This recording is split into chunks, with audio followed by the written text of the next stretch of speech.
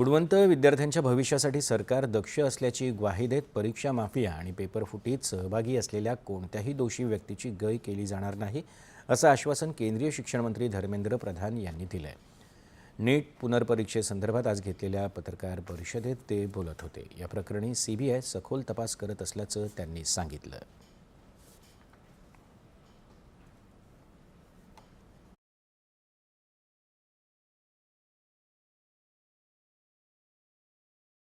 इस बार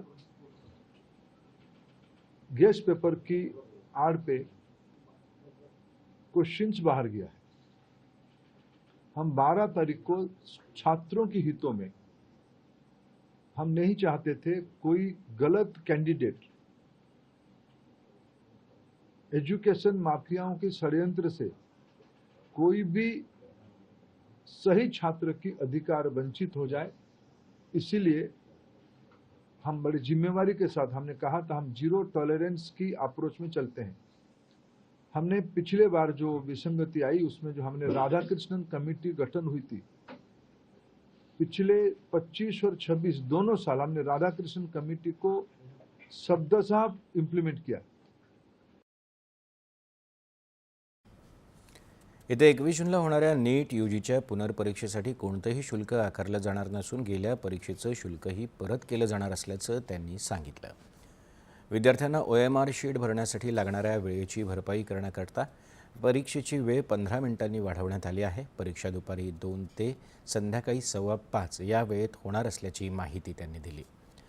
परीक्षेसाठीचं प्रवेशपत्र 14 जूनपर्यंत मिळेल। विद्यार्थ्यांना परीक्षा केंद्राचं शहर बदलण्याची संधी दिली जाणार असून त्यासाठी एका आठवड्याकरता विंडो पोर्टल उघडलं जाईल।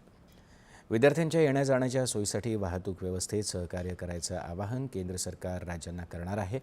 पुढच्या वर्षापासून नीटची परीक्षा संगणक आधारित चाचणी म्हणजेच CBT मोडमध्ये आयोजित केली जाईल, अशी माहितीही प्रधान यांनी दिली।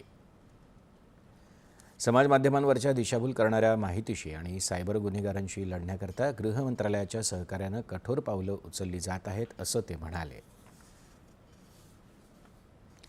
नीट पेपर फुटी प्रकरणी काल सीबीआयनं अहिल्यानगर आणि पुणे इथून 2 आरोपींना अटक केली। या प्रकरणी सीबीआयनं गेल्या 24 तासात देशभरात 14 ठिकाणी छापे घातले। याआधी सीबीआयनं पेपर फुटी प्रकरणी 5 जणांना अटक केली आहे। त्यात जयपूरचे 3 तर नाशिक आणि गुरुग्रामच्या प्रत्येकी एका आरोपीचा समावेश आहे। या 5ही जणांना काल दिल्ली इथल्या न्यायालयात हजर करण्यात आलं। न्यायालयानं त्यांना 7 दिवसांची पोलीस कोठडी सुनावली आहे।